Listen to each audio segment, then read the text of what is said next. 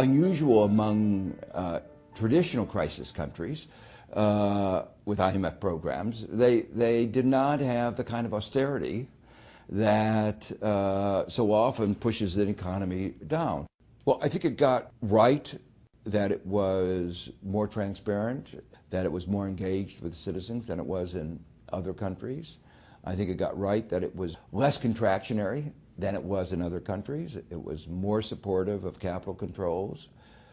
It allowed the government to set its own framework. It was very supportive of this restructuring.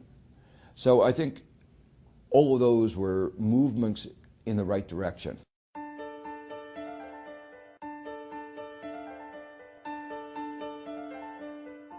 The direction which Iceland did, which having the shareholders and the bondholders be accountable, is absolutely essential, I think, going forward. I don't think that the problems are necessarily over yet. The debts are still in the process of being restructured. 2 of the major banks are foreign-owned. The financial sector in every country is often misaligned with the interest of the country itself. And that's even more so when there's often foreign ownership. And finally, there is this legal issue that's hanging over the country of what will happen to the iSaver accounts. I think, from my own point of view, what Iceland did was right. It would have been wrong to burden future generations with the mistakes of the financial system and the failure in UK or Netherlands to adequately regulate.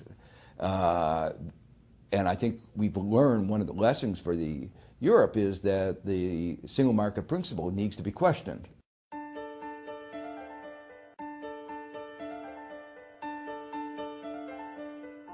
I think in that span of time, provided the world economy maintains, recovers, which is a big, big if, then I think Iceland will move into a more normal situation. The economy is going to have to grow substantially to attract back some of the people who migrated out. The continuing fallout from the legacy of the mismanagement before the crisis, continuing to deal with the restructuring problems, are going to be very important. Many people in Iceland have said that the economy was very badly distorted before the crisis.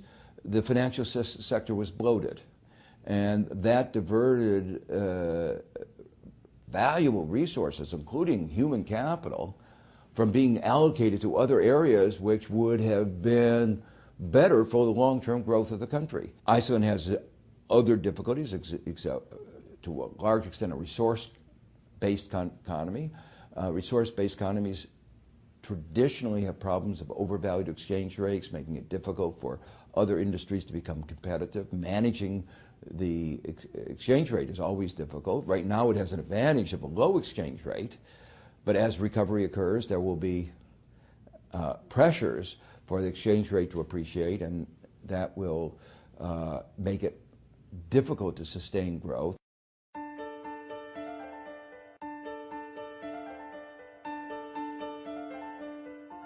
Could it have done with less austerity?